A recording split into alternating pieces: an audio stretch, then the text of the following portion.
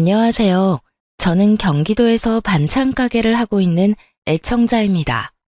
지금도 가게에서 열심히 사연들을 들으며 제 사연을 끄적이고 있는데요. 정말 들으면 들을수록 기가 막힌 사연들이 많더라고요. 세상은 넓고 여러 종류의 사람이 있다지만 어쩜 그렇게도 다양하고 파렴치한 사람들이 많은 건지 들을 때마다 놀라곤 합니다. 물론 저에게도 그런 파렴치한 인연이 있긴 했었어요. 그건 바로 다들 예상하다시피 시댁 식구들과 남편이었어요. 전 그런 남편과 이혼을 한 지 8년이 다 되어 가는데요. 제가 어떤 결혼 생활을 했고 어떻게 이혼하게 되었는지 한번 들어보실래요? 저와 남편은 회사에서 만난 사이였어요. 전 고졸 출신인 경리였고 남편은 4년제 대학을 졸업한 회사 직원이었죠. 당시 제 나이 23살, 남편 나이는 31살. 7살 차이의 남편이 남자로 보이지 않았고 그래서 시선조차 주지 않았는데 어느 순간부터 자꾸만 제 옆을 어슬렁거린다 싶더니 어느 날엔 남편이 대뜸 고백을 해오더라고요. 희원 씨, 저 희원 씨 좋아합니다. 저하고 진지하게 만나주시면 안 될까요? 네? 저를요? 전 상우 씨 남자로 본 적이 단 한 번도 없어요. 나이 차이도 그렇고 전 아직 연애하고 싶은 마음이 없는걸요. 그깟 나이 차이 제가 느껴지지 않게 노력할게요. 그리고 연애가 정 싫으시면 저하고 밥 딱 3번만 먹어주세요. 그 뒤에도 제가 싫으시다면 다신 이런 이야기 꺼내지도 않겠습니다. 결국 전 남편과 밥을 3번 먹게 되었고 그 뒤로도 이어진 적극적인 구애에 결국 연애를 시작하게 되었습니다. 연애를 하는 2년 동안 참 좋았습니다. 중학교를 졸업할 무렵 사고로 부모님을 잃고 늘 혼자였던 제게 든든한 내 편이 생긴 기분이 들기도 했어요. 남편은 연애하는 내내 저에게 큰 버팀목이 되어주며 끊임없이 저의 행복을 응원해 주었어요. 그런 남편을 보며 이런 사람이 내 남편이 되면 좋겠다고 생각을 했고 그렇게 저흰 결혼까지 하게 되었어요. 결혼 과정이 순탄하진 않았어요. 시댁에선 고아나 다름없는 제가 반가울 리 없었고 전 그런 시댁의 반응이 당연하다고 생각했으니까요. 아들, 아무리 생각해도 이건 아니다. 아무리 며느리 자리는 좀 낮춰서 데리고 온다고 한들 부모가, 아니, 이건 좀 아니지 않니? 엄마, 그런 말 하지 않기로 했잖아. 그리고 희원이 부모님이 일찍 돌아가신 게 희원이 잘못이야. 그건 어쩔 수 없는 사고였다고 그랬잖아. 보육원에서 자란 것도 아니고 희원이 부모님 희원이 사랑으로 키워주셨고 그래서 그런지 희원이도 따뜻하고 좋은 사람이야. 난 그런 희원이를 사랑하고. 그러니까 엄마도 그런 말로 희원이 상처 주지 마. 내가 많이 사랑하는 사람이야. 아니 이 녀석이. 하여튼 엄마는 이 결혼 좀 더 생각해 봐야겠다. 아무리 생각해도 걸리는 게 한두 가지가 아니야. 네, 알겠습니다. 저 역시 부모님이 반대하시는 결혼은 하고 싶지 않습니다. 부모님이 반대하시는 데엔 이유가 다 있다고 생각하는 주의라 어머님 말씀 잘 알아들었고 염려하시는 일 없도록 하겠습니다. 남편을 사랑하지 않았던 건 아니었어요.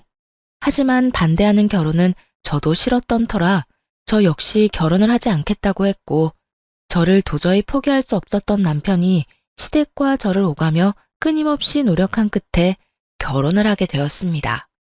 그렇게까지 반대하던 시댁도 결국엔 허락을 했으니 잘 지낼 수 있을 거라 생각했는데 그건 저의 착각이었어요. 결혼을 하고 난 후 시모는 결혼 허락이 무색할 만큼 저를 홀대하기 시작했어요. 처음엔 그 홀대가 참 무섭더라고요.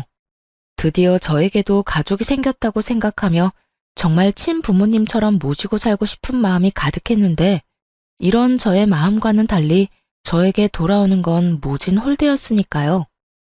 나이가 어려서 애라도 빨리 가질 거라고 생각했더니 그것도 아니고 널 도대체 어디에다 쓴단 말이니? 고아나 다름없어서 보고 배운 것도 없어. 그렇다고 배우기를 많이 배웠나? 고작 고등학교 겨우 졸업해서 회사 격리나 하던 거 며느리로 받았더니 도무지 영 쓸 데가 있어야지. 내 원, 너 임신하려는 노력은 하고 있는 거지? 혹시나 하는 말인데 신혼생활 어쩌고 하면서 임신 미루고 있는 거면 당장 쫓겨날 줄 알아? 아니에요. 남편도 그렇고 저도 그렇고 임신하려고 노력하고 있어요. 그러니까 조금만 더 기다려 주세요. 넌 매번 기다려달라고 하더라. 도대체 언제까지 기다리라는 말인지. 하여튼 난 분명 말했다. 허튼 생각하면 당장 쫓아낼 거라고. 네, 죄송해요. 그 죄송하다는 말도 이젠 지겹다 지겨워. 참 바보 같지 않나요? 쫓겨날 줄 알라는 으름장에도 아무 말도 하지 못하고 도리어 죄송하다고 하는 꼴이 지금 생각하면 참 한심하기 그지없지만 그때 전 힘들게 가지게 된 가족이 너무나도 소중했고 이런 대우는 참으면 안 된다는 걸 알지 못할 정도로 어렸습니다. 거기에다 결혼을 하며 일까지 그만두게 되었으니 저에게 조언을 해줄 사람이 곁에 없었던 것이었죠. 그야말로 단절된 생활 속에 반복되는 홀대. 어느 순간 그 모든 것이 익숙해지던 어느 날 새로운 가족이 생겼어요. 그건 바로 동서였어요. 동서는 저와는 달리 엘리트 코스를 거친 사람이었는데 직장도 좋은 곳이라 시집 오기 전부터 시모의 사랑을 한 몸에 받았죠. 결혼 전부터 예견되어 있던 차별은 동서가 시집을 오고 난 후 더욱 심해졌고 특히 명절날이 되면 저는 서러움에 밤새 울기 일쑤였죠. 저는 명절 전날부터 시댁으로 가 음식부터 시작해서 집안 대청소까지 하느라 몸이 부서질 지경인데 동서는 시집 오고 첫 명절부터 차례 지내기 직전에 와, 밥만 먹고 바로 친정으로 가버리더군요. 돌아가기 전엔 꼭 제가 보란 듯이 시모에게 아양을 떨며 용돈 봉투까지 쥐어주면서요. 어머님, 이거 용돈이요. 아끼지 말고 필요하신 데 있으면 쓰세요. 모자라면 또 드릴 테니까요. 어머, 우리 며느리 마음 배포 큰 것 좀 봐라. 네가 맏며느리 자리로 들어왔어야 했는데 어쩌다 저런 물건이 맏며느리로 들어와서는 내가 저 물건 볼 때마다 한숨만 나온다. 에휴. 에이, 너무 그러지 마세요, 어머님. 그래도 형님이 살림은 잘 하시잖아요. 차례 준비도 그렇고 제사 준비도 그렇고 혼자서 척척 얼마나 잘 해내는데요. 그것도 못하면 그게 여자애야. 그거라도 했으니 아직 안 쫓겨나고 내 아들이랑 살 수 있는 게야. 하긴 그래도 저는 그런 형님 덕 보고 있어요. 형님 덕에 저도 명절, 제사 이런 걱정 없이 회사 생활 마음 편히 하고 있고 회사 생활 잘하니 어머님 용돈도 이렇게 많이 드릴 수 있고요. 그러니까 형님 너무 미워하지 마세요. 사람은 저마다 자기 위치, 자기 할 일이 다 있는 거 아니겠어요? 하긴 또 그렇긴 하지. 우리 바쁜 며느리 집안일이나 시킬 수도 없는 노릇이니 말이다. 우리 둘째는 어쩌면 이렇게 머리도 똑똑한지. 하나부터 열까지 마음에 안 드는 구석이 없다니까. 누구와는 전혀 다르게 말이야. 어찌됐든 얼른 가보거라. 친정에서 기다리겠어. 어차피 갈 거면서 동서는 얄밉게도 제 눈치를 살피더군요. 형님, 제가 먼저 가도 될까요? 하는 눈빛이 아닌 잘 보고 있지? 너랑 나랑은 달라. 받는 대접부터가 이렇게 다르잖니? 이런 의미가 가득 담긴 눈빛으로요. 찰나의 순간 의기양양한 눈빛으로 저를 살피던 동서는 시모에게 마음에도 없는 소리를 하기 시작하더군요. 그냥 가도 될까요? 그래도 설거지라도 하려고 했는데. 설거지는 무슨? 어디 귀한 손에 물을 묻히려고? 그런 건 다 따로 할 사람이 있으니까 그냥 가거라. 쟤는 친정도 없어서 다 정리하고 손님 맞을 거 다 맡고 집에 가도 되니까. 첫째 넌 뭘 보고 서 있니? 얼른 정리하고 다음 손님 맞을 준비해야 할 거 아니니? 둘째, 너도 얼른 가보거라. 남은 명절 잘 보내렴. 네, 어머님. 그러면 저 가볼게요. 뻔히 제가 옆에 있는데도 불구하고 제겐 인사 한마디 없이 가버리는 동서와 그런 동서를 버선발로 배웅하는 시모. 저는 점점 지쳐갔고 그런 지친 저에게 유일한 숨 쉴 곳은 남편이었는데 남편 역시 변해가기 시작하더군요. 아, 힘들다. 역시 우리 집이 최고야. 명절을 무사히 보내고 집에 도착한 제가 한 말은 딱 이 말뿐이었어요. 그런데 남편이 그런 저에게 다짜고짜 소리를 지르며 짜증을 내기 시작했어요. 당신만 힘들어? 나도 힘들어. 왜 당신은 매번 일을 똑바로 못해서 엄마한테 싫은 소리를 듣는 거야? 당신이 그렇게 혼날 때마다 나도 스트레스 받는다고. 알아? 제가 혼이 나든 말든 앉아서 음식 간이나 지적하던 남편놈이 이런 말을 하니 참 진정성이 느껴진다 싶더라고요. 시댁을 나서는 그 순간까지도 하하호호 웃던 놈이 누구인지 남편은 단 하나도 기억나지 않는 듯 하더군요. 기막혀 정말? 당신 지금 그걸 말이라고 하는 거야? 내가 뭘 잘못해서 어머님이 날 혼낸다고 생각해? 어머님은 그냥 내가 숨 쉬는 것 자체가 싫은 분인 건 몰라? 뻔히 다 아는 사람이 왜 짜증이야, 짜증이. 그리고 당신이 힘들면 얼마나 힘들고 스트레스 받으면 얼마나 받는다고. 아깐 입이 귀에 걸려서 하하호호 웃었냐? 정신이 나갔지? 난 당신 집에 가면 미소는커녕 감정이 사라져. 사람을 그렇게 멸시하고 상처 주는데 내가 감정이 남아있겠어? 스트레스? 정작 힘들고 스트레스 받는 사람이 누군데? 불만이 많은가 보다. 그렇게 불만 많으면 진작 엄마한테 그렇게 말하지 그랬어. 우리 집에선 입 꼭 다물고 일만 하더니 내가 미쳤었지. 너 같은 여자가 뭐가 좋다고 애걸복걸하면서 결혼까지 했나 몰라? 재수 씨 좀 봐라. 능력 좋지. 능력 좋으니까 돈 잘 벌지. 자존감 높으니까 똑소리 나지. 무엇보다 엄마가 얼마나 예뻐하냐? 내가 내 발등 찍은 거지 뭐. 누가 할 소린데? 나도 마찬가지야. 당신이 이런 남자인 줄 알았으면 난 결혼은커녕 당신 만나지도 않았다고. 그래? 잘 됐네. 같은 마음이라. 어이가 없더라고요. 싫다는 사람 설득하고 애원해서 결혼한 사람이 누군데 저딴 말이나 해대는 것인지 섭섭한 마음이 들기도 했고요. 그간 남편 하나만을 보며 참았던 전 남편의 모진 냉대 앞에 믿었던 만큼 실망감도 컸고 또 그만큼 오만 정이 떨어져 버렸습니다. 그간 너무 참고 살았던 탓일까요? 아니면 남편을 너무 믿었던 탓일까요? 한번 남편에게 정이 떨어지고 나니 결혼 이후 처음으로 이런 가족은 필요 없다는 생각이 딱 들더라고요. 비로소 정신을 차렸다고나 할까요? 그날 이후 점점 변해가는 남편을 보며 저 역시 이혼을 고민하게 되었고 하루하루 지날수록 이혼에 대해 확신하게 되던 어느 날이었어요.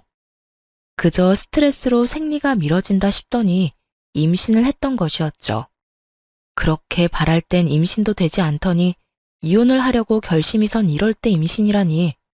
하지만 그런 생각도 잠시 병원에서 아기의 심장 소리를 듣던 그날 저는 이렇게 생각했어요. 드디어 저에게도 진정한 내 가족이 생겼다고. 내가 이 아이를 지켜야겠다고요.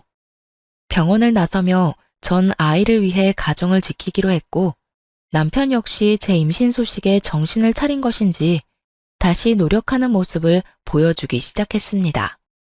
여보, 임신한 게 싫은 건 아니지? 표정이 너무 안 좋은데? 뭐? 그런 말이 어딨어. 그냥 몸이 좀 힘들어서 지쳐서 그래.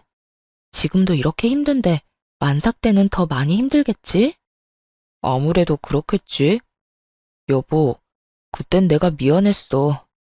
나는 당신하고 엄마하고 좀 잘 지냈으면 좋겠는데 그게 내 맘처럼 안 되니까 좀 힘들었어. 그런데 시집 온 지 얼마 안 된 재수 씨는 엄마랑 사이좋게 잘 지내니까 그게 부러우면서도 짜증이 나서 괜히 당신한테 화풀이 했어. 당신은 잘못한 것도 없는데 당신 탓으로 돌리기도 했고. 미안해. 앞으로는 그런 못난 생각하지 않고 당신하고 우리 아기 지켜줄게. 그 말 정말이지? 이번엔 정말 나 지켜줄 거지? 정말이야. 내가 앞으로 변하도록 노력할게. 그래, 그렇게 말해줘서 고마워. 당신이 노력하는 만큼 나도 노력할 테니까 우리 잘 살자. 우리 아기 잘 키워보자. 알겠지? 여보. 남편은 이렇듯 저의 마음을 달래주며 변한 모습을 보여주기 시작했고, 그런 모습을 보며 전 다시 한번 잘 살아보기로 결심했고요. 저의 임신 소식은 시댁에도 전해지게 되었고, 시댁에서도 기뻐해 주시더라고요. 아가, 고생했다, 고생했어. 그동안 아기가 안 생겨서 얼마나 걱정했는데, 이렇게 떡하니 임신을 다 하고, 앞으로 몸 조심해야 한다. 알겠지? 네, 어머님, 감사해요. 시모의 다정한 목소리를 처음 들었다면 여러분은 믿으실까요? 저는 이날을 아직도 잊지 못합니다. 다정하게 아가라고 하며 몸 조심하라고 하던 당부까지도요. 그렇게나 행복했는데 그 행복도 길진 않더라고요. 커리어 때문에 임신은 될 수 있으면 미룬다는 동서가 제 임신 소식을 듣고 덜컥 임신을 해버렸으니까요. 임신이 그렇게나 쉬운 일이라는 걸 저는 그때 처음 알았네요. 하여튼 동서가 임신을 하며 자연스럽게 임산부로서의 대우는 고스란히 동서에게로 가게 되었고, 동서는 아들, 저는 딸을 낳게 되며 차별은 더욱 심해져만 갔습니다. 저를 무시하는 건 어떻게 해서든 참을 수가 있었지만 제 딸마저 차별당하는 모습을 보며 저는 마치 시한폭탄을 품에 품고 사는 사람처럼 아슬아슬한 날들을 보내고 있었죠. 그러던 어느 날 일이 터지고야 말았습니다. 그 당시 시모의 건강이 조금 좋지 않아 저는 자주 시댁에 들리며 먹거리를 해주곤 했었는데, 그날도 마찬가지로 5살 된 딸과 함께 시댁에 간 날이었어요. 한여름 그 더운 날씨에 땀을 뻘뻘 흘리며 음식을 다 해놓고 나니 동서가 아들을 데리고 시댁으로 들어오더라고요. 조카는 자연스럽게 시모의 곁에서 놀기 시작했고, 동서 역시 자연스럽게 주방으로 들어오더니 늘 그렇듯 저에게 시비를 걸며 음식을 챙기기 시작하더군요. 어머, 반찬 많이 했네. 나 좀 가지고 가도 되죠? 마음대로 해. 어차피 반찬 가지러 왔으면서 묻기는 왜 물어? 예의상 묻는 거죠. 친정에서 예의를 가장 중시하며 저를 키워주셨거든요.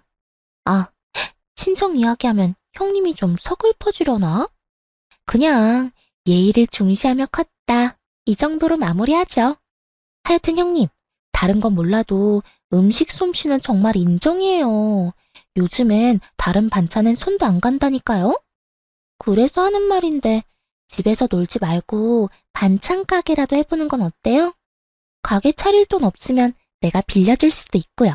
아, 이자는 은행 이자만 받을게요, 특별히. 다른 날에도 시비를 걸어오곤 했지만 이날은 무슨 작정이라도 한 사람처럼 돌아가신 부모님까지 들먹이며 싸움을 걸어오는데 정말 도저히 참을 수가 없는 지경이었어요. 그렇게 동서의 시비에 한마디 하려는 순간 거실에서 조카의 울음소리가 들리기 시작했어요. 저와 동서는 동시에 거실로 뛰쳐나갔고 울고 있는 조카를 뒤로 한 채 시모는 제 딸아이의 팔을 잡고 얼굴에 손가락질을 하며 고함을 치고 있었어요. 이 계집애가 어디서 귀한 우리 손주를 밀어? 너 같은 건 맞아야 정신 차리지. 똑바로 서.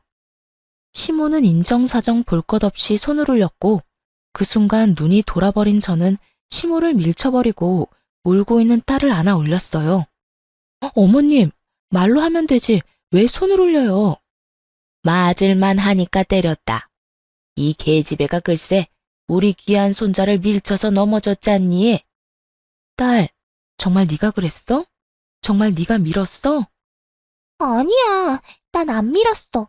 난 그냥 뒤에 서 있었는데 혼자 넘어졌어. 혼자 장난감 밟고 넘어졌어. 딸아이는 울면서 저에게 사실을 전했고 그 사실을 뒷받침해주듯 바닥에 망가진 장난감이 떨어져 있더군요.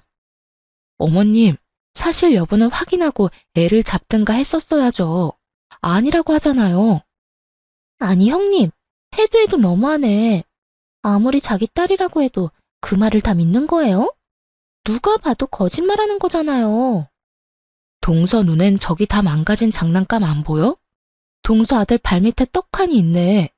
아들이 울고불고 난리치니까 눈이 멀었니? 장님이 돼버렸어. 상황 파악 못하고 소리 질러대지 말고 그 입 다물어. 진짜 눈알 돌아버리게 화난 사람은 지금 따로 있으니까. 처음이었습니다. 시모에게 그렇게 큰 소리를 친 것도, 동서에게 그렇게 거친 말로 화를 낸 것도요. 이런 저의 반응에 놀란 두 사람은 제 말에 반박하고 싶어 머리를 굴리는 듯 했지만, 이렇다 할 말이 생각나지 않는지 저의 아픈 곳인 부모님을 들먹이며 제 속을 긁기 시작했어요. 어머 형님, 무슨 말을 그렇게 거칠게 하세요? 몰상식하게 눈알이 뭐예요, 눈알이? 그러게나 말이다. 이래서 내가 고아 며느리는 싫다고 했던 게야. 부모님 다 돌아가시고 뭘 보고 배웠겠어? 지금도 봐라. 어른 앞에서 소리나 버럭버럭 질러대고 손 아래 동서한테 그딴 저급한 말이나 짓거려대고. 그러는 어머님은 얼마나 가정교육을 잘 받았길래 저한테 그렇게 하는 건데요? 말끝마다 고아 타령은 기본에 만날 때마다 사람 차별하는 그거. 그게 정말 몰상식하고 저급한 행동이란 거 모르세요? 그리고 동서도 그래. 내가 그래도 손윗사람인데 몰상식? 말이 거칠어? 내가 오죽했으면 동서한테 그런 말까지 했을까? 제발 본인 행동이나 잘하고 남 행동 지적해. 알겠어? 저는 그간 쌓였던 울분을 토해내듯 화를 냈고, 그런 제 모습에 동서는 욕을 섞어가며 화를 내더라고요. 내가 뭘 어떻게 했다고 이래라 저래라야? 그러는 네 행동이나 똑바로 해. 사회에서 만나면 눈도 못 마주치련 그래도 형님이라고 형님 대접해줬더니 뭐? 내 행동이나 똑바로 하라고? 어디서 꼴 같지도 않게 고아가 행동 지적이야. 연? 보아하니 욕이 들어먹고 싶어서 안달한 것 같으니까 소원대로 해줄게. 야 이년아, 내가 고아인데 네가 보태준 거라도 있어? 우리 부모님 사고로 한날 한시에 돌아가셨는데 보태준 거라도 있냐고. 어디서 나이도 어린 년이 꼬박꼬박 말끝마다 고아 타령이야? 네 잘난 부모가 그렇게 가르쳤니? 그렇지 않고서야 배웠다는 년이 말끝마다 남의 상처 후벼 파는 짓을 아무렇지 않게 할 수가 있어? 뭐라고? 너 지금 말 다 했어? 꼭 할 말 없는 사람들이 그런 말 하더라. 말 다 했냐고 말이야. 내가 말 다 했다고 하면 어쩔 거고 덜 했다고 하면 어쩔 건데? 뭐 어떻게 하지도 못할 거면서 묻기는 왜 물어? 시간 엄청 많은가 보지? 뭐야? 이 인연이? 할 말이 없으면 그냥 안 하면 되지 왜 욕을 하고 그런데? 누가 욕하면 무서워할 줄 알아? 동서, 나도 욕 잘하고 나도 성깔 있어. 그러니까 앞으로 까불지 말고 나한테 괜히 엉겨붙어서 시비도 걸지 마. 알겠어? 어머님, 저 먼저 가볼게요. 그리고 앞으론 반찬 못 해드리니까 알아서 챙겨 드세요. 정 그대로 집으로 돌아와 버렸고, 퇴근을 하고 돌아온 남편은 단편적인 상황만을 들은 채 저에게 화를 내기 시작하더라고요. 당신 제정신이야? 오늘 엄마한테 대들었다면서? 그뿐이야. 재수 씨한테 욕까지 했다는데. 도대체 왜 그랬어? 당신 그렇게 막 나가는 사람 아니었잖아. 당신 엄마가 그래? 내가 그랬다고? 당신 말대로 내가 그런 사람이 아닌데 그랬을 때는 이유가 다 있지 않겠어? 그러니까 이유를 말해보라고. 당신 딸 오늘 당신 엄마한테 맞을 뻔했어. 그것도 당신 딸은 동서 아들 밀친 적도 없는데 혼자 넘어진 손주 보고 어머니 혼자 오해하시고 5살밖에 되지 않은 손녀를 얼마나 잡아댔는지 알아? 그래서 내가 하지 말라고 소리 좀 쳤어. 그게 그렇게 잘못된 일이야? 그게 배운 거 없이 커서 그렇다는 소리까지 들을 일이냐고. 그리고 내가 먼저 욕한 적 없어. 동서한테 버릇없이 굴지 말라고 하니까 동서가 먼저 나한테 이년저년거리더라. 평소에 나를 얼마나 무시했으면 그런 말을 아무렇지 않게 할 수가 있는지. 아, 나보고 고아라고도 하더라. 내가 그 말 듣고 참고만 있었어야 했어? 제 말을 들은 남편은 충격이 큰 듯 아무 말도 하지 못하고 있더라고요. 그도 그런 것이 은연중에 제가 무시를 당한다는 것은 알고 있었지만 이렇게 심한 모욕까지 당하고 있다는 것은 알지 못했던 터라 더욱 놀란 듯 했어요.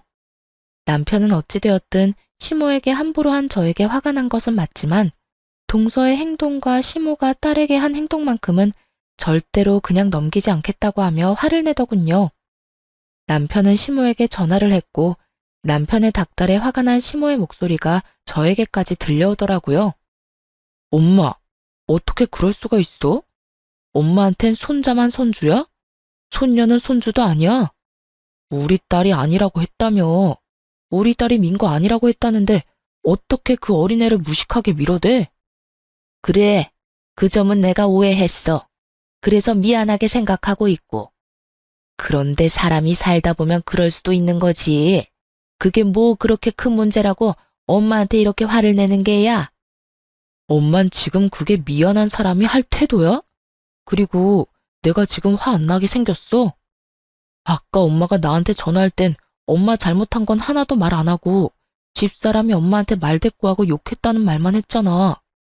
엄마가 그렇게 말하면 내가 집사람이랑 싸울 거라는 생각은 못했어? 엄마는 내가 이 사람이랑 헤어지길 바라는 거야? 그렇지 않고서야 어떻게 말을 그렇게 전달해? 엄마한테는 내 집사람도 내 딸도 가족도 아니야? 아니, 가족이라고 생각한 적은 있긴 해. 넌 무슨 말을 그렇게 하니? 도대체 네 집사람은 말을 어떻게 전했길래 네가 이런 말까지 하는 게야? 하여튼 못 배운 년이 하는 짓도 어쩌면 그렇게 저급한지. 네 집사람 옆에 있니? 바꿔봐라.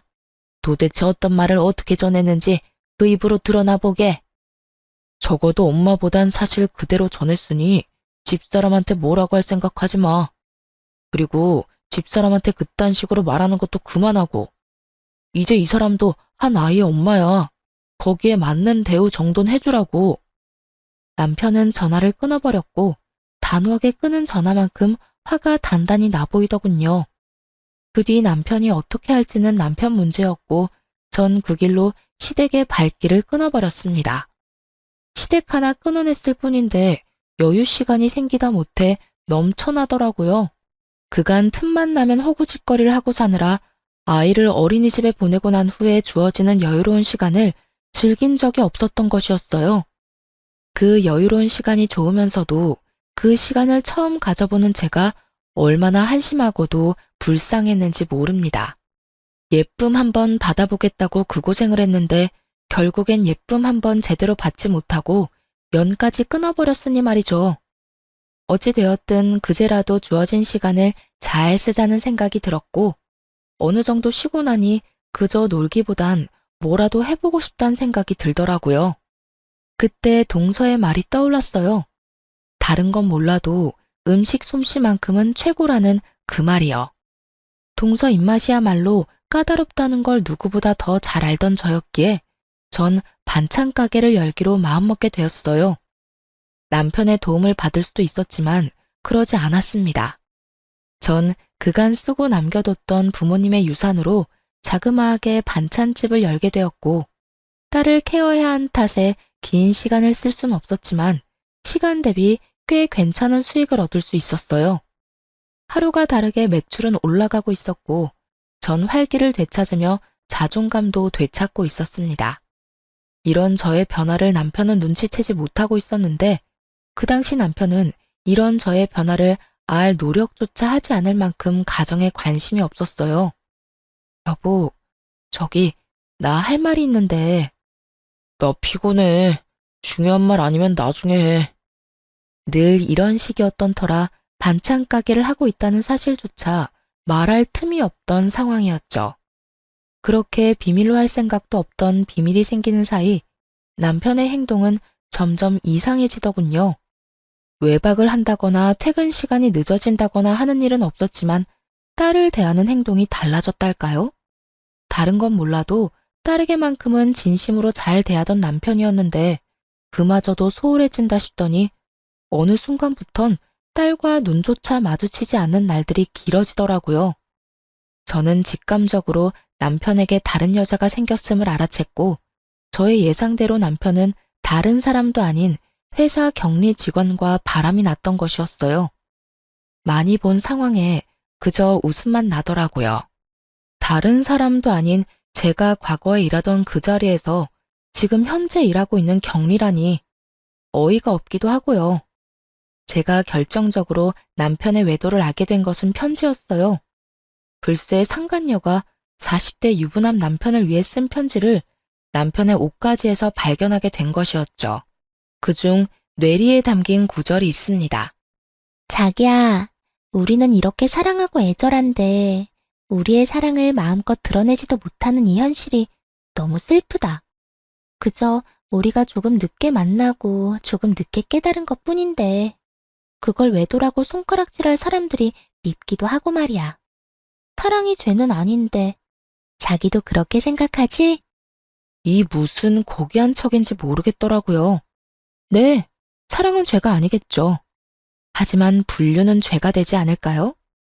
이렇게 한 사람 인생을 송두리째 망가뜨리고 나아가 내 딸의 아빠 자리마저 빼앗아가는 것이 불륜인데 어떻게 그걸 죄가 아니라고 할 수 있는 것인지 손편지 귀한 요즘 세상에 편지까지 써주면서 추악한 외도를 풋풋한 연애로 포장하는 두 연놈을 보며 저는 이혼을 결심하며 이만 남편을 놓아주기로 했습니다. 어차피 자식 생각해서 이혼 결혼이었고 여자에게 미쳐서 딸에게마저 소홀한 남편은 저도 필요가 없었으니까요. 증거야 남편 놈의 휴대전화를 통해 차고 넘치게 확보한 상태였고 남편에게 이혼 통보를 하던 날 남편의 반응이 저의 마음을 더 확고하게 해주었어요. 이거 좀 볼래? 이게 다 뭔데? 뭐긴 뭐야. 당신이 다른 여자가 생겼다는 증거들이지. 알아보니 당신 회사 경리더라. 어디서 많이 본 장면 아니야?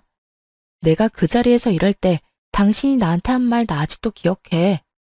다른 건 몰라도 가족 없는 외로움은 느끼지 않게 든든한 가족이 돼준다고 했어, 당신.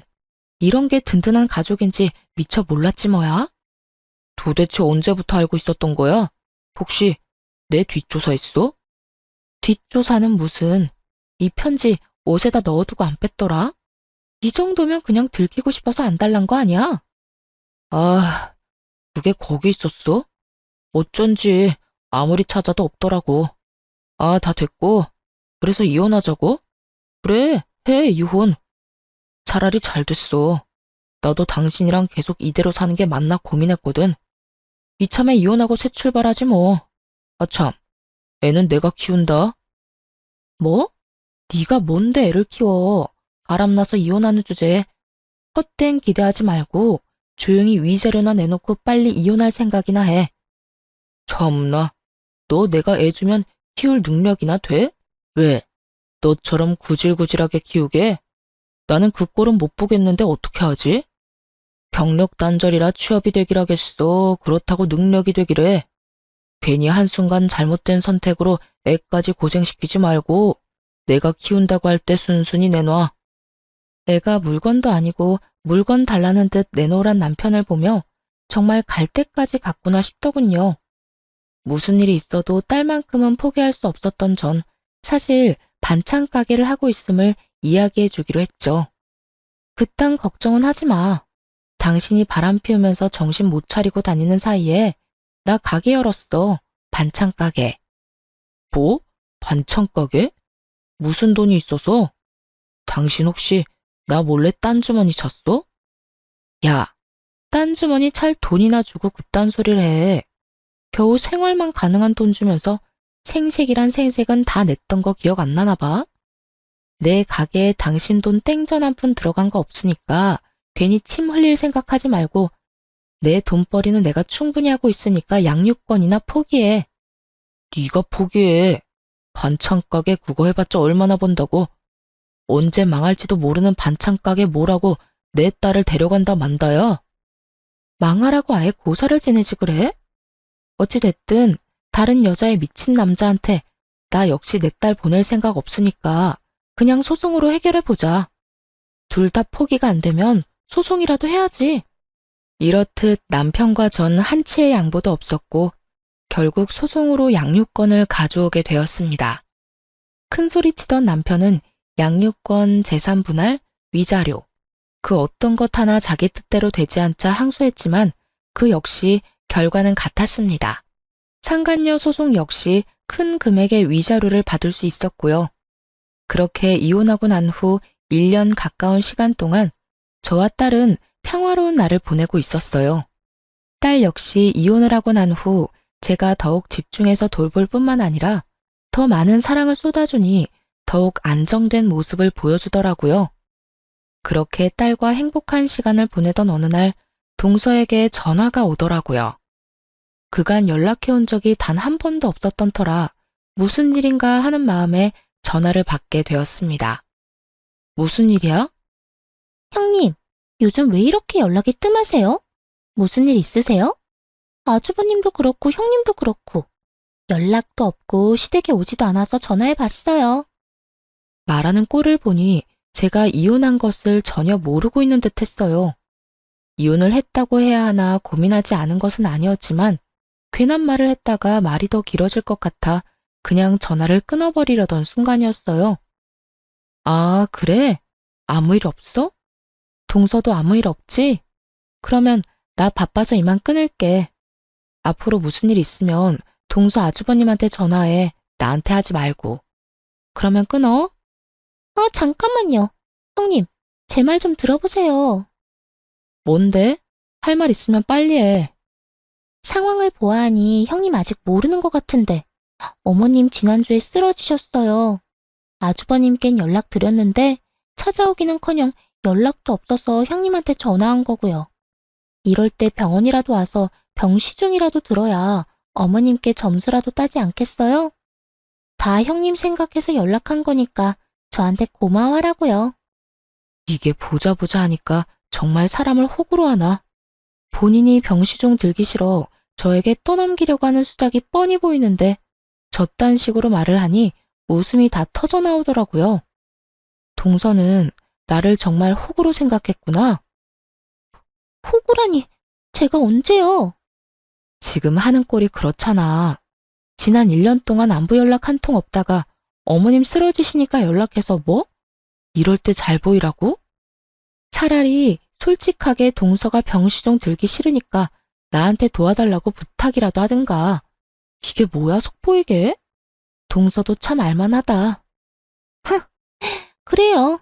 형님이 그렇게까지 말하니까 솔직하게 말할게요.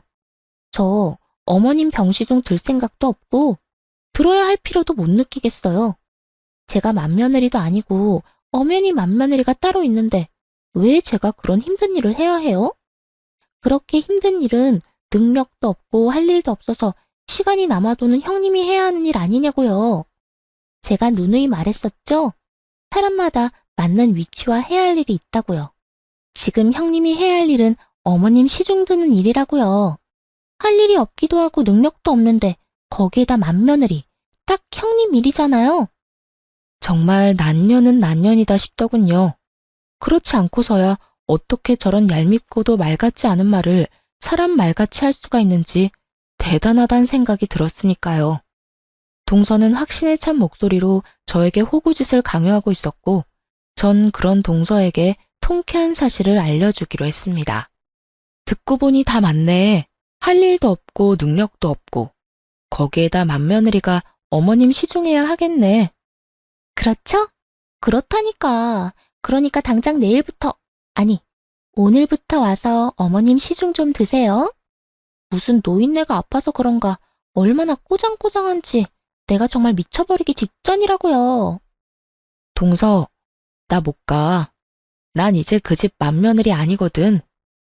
네? 그게 무슨 말이에요? 몰랐나 본데 나 이혼한 지 1년이 다 돼가. 그 빌어먹을 인간이 바람나서 이혼했는데 상황이 이렇게 되고 보니 그 인간이 내 인생 꽃피게 해주려고 바람까지 피워줬나 싶네. 그 덕분에 노인네 병시중은 피할 수 있었으니 말이야. 그 인간한테 감사할 날이 다오네. 정말 그렇지 않나요? 만약 그때 남편이 바람을 피우지 않아 이날 이때껏 살고 있었다면 제가 꼼짝없이 그 병시중을 들어야만 했을 텐데 하필 그 타이밍에 저에게 딱 들켜 이혼을 해버렸으니 말이에요. 그 순간 얼마나 기분이 좋은지 저는 신나게 웃어버렸고 동서는 믿을 수 없다는 듯 고래고래 소리를 지르며 발악을 하더라고요. 지금 웃음이 나요? 지금 이 상황이 웃기냐고. 누구 마음대로 이혼하고 난리야? 바람 피운 게 뭐 대수라고 이혼을 했냐고. 이제 어떻게 해. 꼼짝없이 내가 저 노인네 떠맡게 됐는데 이제 어떻게 하냐고. 지금 일주일 병시중도 끔찍한데 앞으로 어떻게 해? 그 순간이었어요. 동서가 미쳐 날뛰는 소리와 함께 서방님의 목소리가 들려오더라고요. 이게 다 무슨 소리야? 당신 지금 우리 엄마한테 노인네라고 했어? 끔찍! 당신 우리 엄마 시중 드는 게 그렇게 끔찍했어? 아니, 그게 아니라 여보. 내 말은 그게 아니었어. 두 사람이 다투는 소리가 들려왔고 전 전화를 끊어버렸어요. 평소 전시모라면 끔찍하던 전시동생이니 그 끝은 뻔하지 않겠어요. 그 후론 한동안 조용하다 싶었는데 반년쯤 지났을 때 전 남편에게서 연락이 오더군요. 그 당시까지 남편은 딸아이를 한 번도 보러 오지도 보고 싶다는 말조차 없었지만 혹시나 하는 마음에 연락할 방법은 열어두었던 것이었죠. 아무리 제가 이혼을 했다고 한들 제 마음대로 천륜을 끊을 수 없는 것이기도 했고 딸아이가 아빠가 보고 싶다고 한다면 언제든 만나게 해주고 싶었으니까요. 전 남편의 연락에 저는 오로지 딸을 생각해 전화를 받게 되었고 전 남편은 이러한 제 생각과 기대를 저버리기에 충분한 인간이었습니다. 여보, 잘 지냈어? 우리 딸은 잘 지내지. 못 지낼 이유가 없으니 잘 지내지. 이때껏 연락 한 통 없더니 왜 전화했어? 그게 우리 엄마 편찮으시다는 이야기 들었지? 재수 씨가 당신하고 통화했다고 하던데. 그게 왜? 그냥 솔직하게 이야기할게.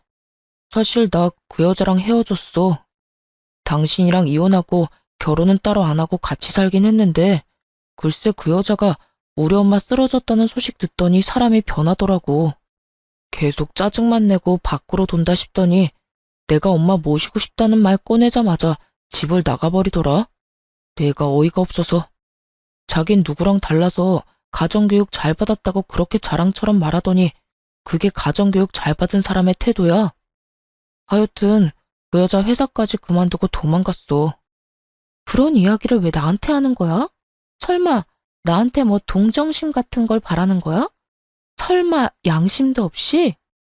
동정심을 바란다고 해도 양심도 없다고 생각했을 텐데 전 남편은 생각보다 더 파렴치한 인간이더라고요. 동정심은 무슨. 우리 다시 결합하자고. 나 다시 당신한테 돌아갈 수 있어. 당신 나 아직 사랑하는 거 다 알고 있어. 그러니까 아직 전화번호도 안 바꾸고 내 전화 기다렸다는 듯이 받은 거 아니야? 착각도 유분수지. 아이 생각해서 연락할 수단을 막지 않고 아이 생각해서 전화 한 통 받은 것이 어떻게 사랑으로 변질될 수 있는 것인지 전 남편의 뇌 구조가 궁금해질 지경이었어요. 여기까지만 해도 기가 막히고 코가 막히는 지경인데 그 다음에 흘러나오는 남편의 말은 더욱더 가관이었습니다. 이 와중에 조건도 있어? 당신이 우리 엄마 좀 모셔줘. 동생네도 이혼할 것 같더라. 재수씨가 뭐 엄마 욕을 하다가 들켰다나 뭐라나. 잘 풀려서 이혼까진 안 한다고 하더라도 당신도 알다시피 재수씨는 능력이 좋긴 하지만 싹수가 없잖아. 아픈 우리 엄마 탈들이 모실 사람은 안 된다 이거지. 그러니까 당신이 좀 모셔줬으면 좋겠어. 엄마가 특별히 우리 엄마 집에 들어와서 살아도 좋다고 했으니까 엄마 집에서 새 출발해보자. 얼마나 의기양양하게 큰 인심 쓴다는 듯 이야기하는지 모르는 사람이 본다면 제가 제발 같이 살아달라고 죽어라 매달리고 있는 상황이라 착각할 만큼 당당하더군요. 화도 나지 않았어요. 도리어 어이가 없어 웃음이 다 나더군요. 저는 한바탕 크게 웃어주곤 남편에게 이렇게 말해주었습니다. 야, 정신 차려. 머릿속에 얼마나 꽃받치면 그딴 말도 안 되는 생각을 하고 있는 거야? 요즘 드라마 작가라도 하니?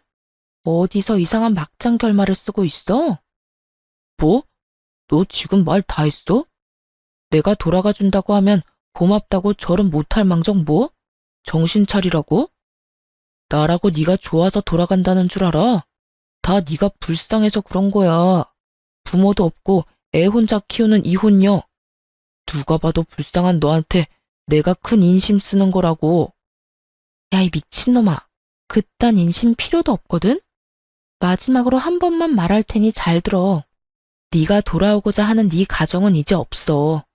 진작 우린 끝났고 끝난 관계에 다시 시작은 없다는 말이야. 그러니까 네 엄마는 네가 알아서 모셔. 정 안 되면 요양원에 모시던가. 그 김에 너도 입원 좀 하고. 착각도 그 정도면 중증으로 보이니까. 아참. 그리고 내가 네 연락을 받은 건 내 딸 때문이었어. 나한텐 네가 갈기갈기 찢어 죽여도 모자란 놈이지만 내 딸한텐 아빠니까. 그런데 너 하는 꼴 보니까 이젠 다 필요 없겠다. 나 전화번호 바꿀 거야. 그리고 내 딸도 너 같은 아빠는 보고 싶지도 않다고 하니 앞으로 다신 연락 닿는 일 없도록 하자. 혹여나 길거리에서 마주치더라도 아는 척도 말고. 그게 네가 할 수 있는 아빠로서의 마지막 일이라고 생각하고 우리 좀 잊고 살아. 전 전화를 끊어버렸고 바로 번호를 바꿔버렸습니다. 혹시 모르는 상황에 대비해서 전 남편의 번호 역시 차단해버렸고요. 그렇게 인연은 끊어졌고 7년이란 세월이 지났네요. 하루하루는 참 길었는데 돌이켜보니 시간 참 정신없이 빠르게 흘렀다 싶어요.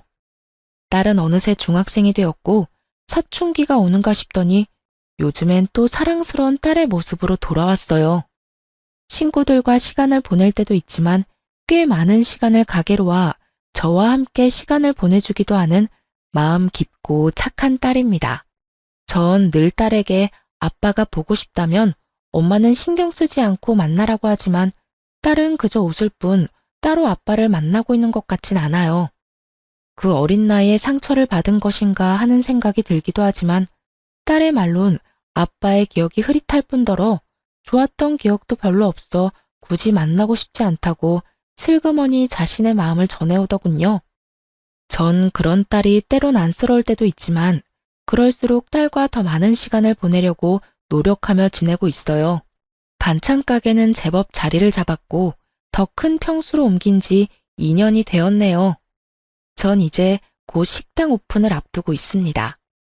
새로운 일을 시작하기 전에 과거를 여기 사연 열차에 털어버리고 가벼운 마음으로 열심히 살아가 보려고요. 다들 응원해 주실 거죠? 지금까지 제 긴 사연 들어주신 여러분들 감사합니다. 좋은 하루 되세요.